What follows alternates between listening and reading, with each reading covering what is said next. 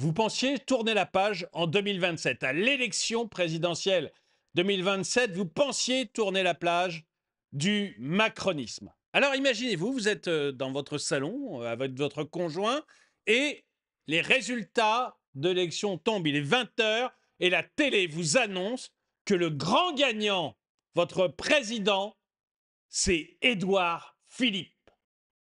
C'est ce qu'annoncent aujourd'hui tous les sondages. Le gagnant de 2027, c'est Édouard Philippe. L'homme qui a limité la vitesse sur les routes de province à 80 km/h. L'homme qui a mis la taxe de trop sur l'essence. L'homme qui a étranglé la classe moyenne. L'homme qui a fait toute la révolte des Gilets jaunes. Puis, celui qui vous mettait une amende si vous osiez ne pas mettre un masque. L'homme du Covid. On est en 2027, les élections présidentielles sont passées et celui qui a gagné, celui qui incarne le changement, c'est l'ancien Premier ministre d'Emmanuel Macron. On ne s'en sortira jamais. Bonjour et bienvenue dans cette nouvelle vidéo de DME en direct. Comme toujours, si vous n'êtes pas abonné, je vous suggère de le faire et de cliquer sur la cloche pour être prévenu lorsque je sors une nouvelle vidéo. Et vous devriez aller dans la boutique DME, la boutique DME, le lien est dans la description. Allez-y parce qu'aujourd'hui, c'est le dernier jour où je fais moins 25% sur toute la boutique, y compris sur le nouveau logo. Travail dur, l'État encaissera. Allez voir, le lien est dans la description, c'est moins 25%, ça s'arrête ce soir, minuit. Lorsque j'ai vu ce sondage, j'ai cru halluciner. J'ai halluciné déjà en voyant que Édouard Philippe était la personnalité politique préférée des Français. C'est ce que nous annonçaient les sondages. Édouard Philippe, personnalité préférée des Français. Cet homme, en arrivant, a commencé par baisser les APL. Et il a eu tous les étudiants de France contre lui. Puis, il a enchaîné en décidant de limiter la vitesse sur la route à 80 km/h au lieu de 90. Ce qui a énervé tout le monde. Puis, il a mis une taxe de plus sur l'essence, ou il a augmenté une taxe existante, je ne me rappelle plus, sur l'essence. Ce qui a déclenché les Gilets jaunes. Édouard Philippe, c'est les Gilets jaunes. Puis, à Paris, il y a eu tout le passage Gilets jaunes dont on se souvient. Puis, on est arrivé avec lui au moment du Covid. Le masque, ça sert à rien, de toute manière, j'en ai pas à vous donner. Puis, 2 mois après, maintenant j'en ai à vous donner, vous avez intérêt à les acheter. Donc le masque, non seulement c'est utile, mais c'est 125 € si vous ne le portez pas. Puis vous allez rester enfermé chez vous, tout le monde en prison chez lui, avec une autorisation de sortie. Vous devrez vous signer à vous-même des autorisations de sortie d'1 heure. Pas au crayon à pied, au bic. Sinon, c'est l'amende. Puis c'est aussi l'homme de... Vous avez le droit d'aller dans les supermarchés, mais pas d'acheter des livres. Non! Le Covid se balade parmi les livres. Le Covid se balade dans les rayons jouets. Par contre, au rayon fruits et légumes, vous pouvez y aller, il n'y a aucun problème. Il ne se passera jamais rien au rayon fruits et légumes. Allez-y! Tout ça, c'est Édouard Philippe. Cet homme a été haï et maintenant, c'est la personnalité préférée des Français. Ça m'a épaté. Mais alors, il se lance dans la présidentielle et il arrive, regardez, élection présidentielle de 2027, les intentions de vote pour le second tour, 52% pour Édouard Philippe, 48% pour Marine Le Pen. Mais même si ce n'est pas Marine Le Pen, peu importe. Il gagne. Quoi qu'il arrive, il gagne. En tout cas, c'est ce que nous disent les instituts de sondage. On peut aussi se demander si tout ça n'est pas truqué pour nous mettre dans l'esprit que, quoi qu'il arrive, ça serait Édouard Philippe. C'est possible. Mais comment c'est possible? Comment les Français peuvent vouloir de ce mec? La dette abyssale de notre président. Édouard Philippe est responsable pour la moitié. Pour la moitié. Alors aujourd'hui, il dit non, non, mais il faut bien gérer, il faut faire attention à la façon dont on gère. Mais il a craqué, mais il a cramé la baraque, mais comme personne. Cet homme-là, c'est Attila le 1 parmi les comptables.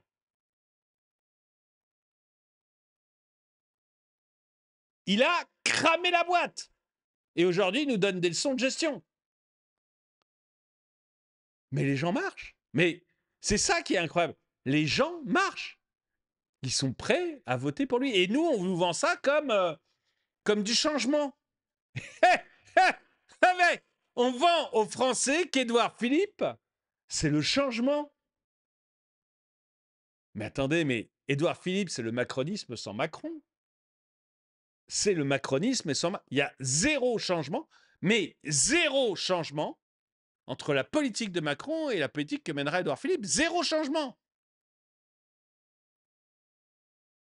Comment on peut nous vendre des trucs comme ça? Et surtout, comment les Français peuvent acheter ça? Mais ce pays va mal, hein? Ce pays va extrêmement mal. Les gens sont prêts à croire n'importe quoi. On va regarder un peu les commentaires en dessous, mais moi, je n'en reviens pas. Enfin, mais dans quel monde? Mais franchement. Non, mais franchement, j'en reviens pas. Malheureusement, afin de ne pas laisser le pays aux mains de l'extrême droite, je voterai Philippe, comme l'ensemble des Français attachés à la République et à la démocratie française. Bon, écoute, si tu penses que l'extrême droite de Marine Le Pen est contre la République et contre la démocratie, je pense que tu te trompes. Voilà. Moi, si on se retrouve là dans cette configuration, je ne voterai pas. Voilà. Je ne voterai pas. Parce que pour moi, Marine Le Pen, toute sa politique économique, c'est le communisme. Et le communisme, on sait où ça mène. Donc, je suis opposé totalement à Marine Le Pen sur toute sa politique économique. Mais je n'irai pas voter Édouard Philippe. Mais rappelez-vous 2 minutes de ce que cet homme vous a fait. Enfin, vous ne pouvez pas accepter de voter pour quelqu'un qui a trouvé normal de vous enfermer chez vous. Mais réagissez un peu. Ce gars-là vous a enfermé chez vous.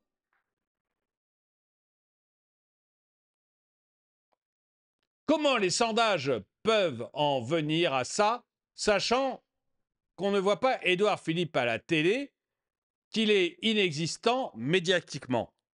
Moi, alors je ne sais pas si on le voit ou pas à la télé, parce que je ne regarde pas la télé, mais il est très très présent dans tous les sondages en tout cas.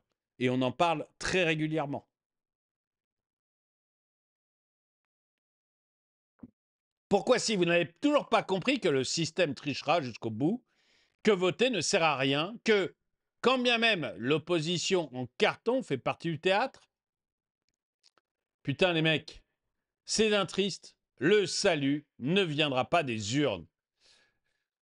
Malheureusement, Noblard, je suis pas loin de penser la même chose. Je pense que c'est à chacun de faire son propre salut, en fait. Voilà, je pense que faut se désintéresser de ça, de se mettre.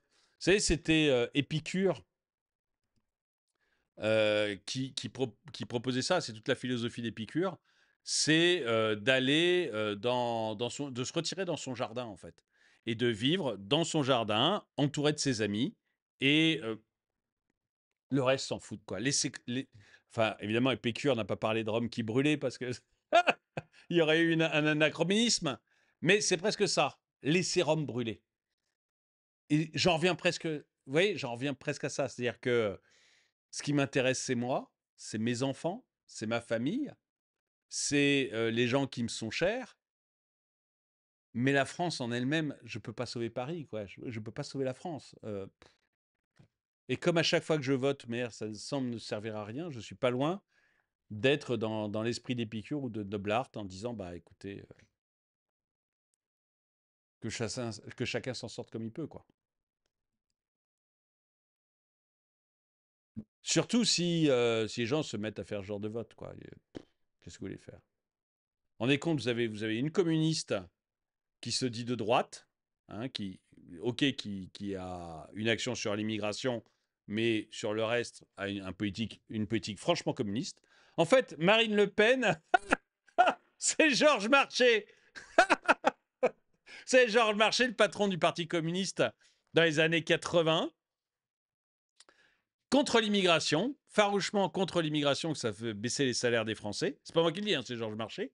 Donc, le Parti communiste des années 80 avec Georges Marchais à sa tête, farouchement contre l'immigration et pour tout le reste, communiste. Eh bien, Marine Le Pen, c'est Georges Marchais, avec des cheveux. C'est Georges Marchais en blond. Mais c'est pas loin, hein. Évidemment, j'exagère, mais c'est pas loin. Franchement, c'est pas loin. Et vous avez à côté de ça Édouard Philippe, c'est Macron, voilà, c'est Macron. C'est on continue. Voilà, c'est on continue comme ça, comme on a toujours fait.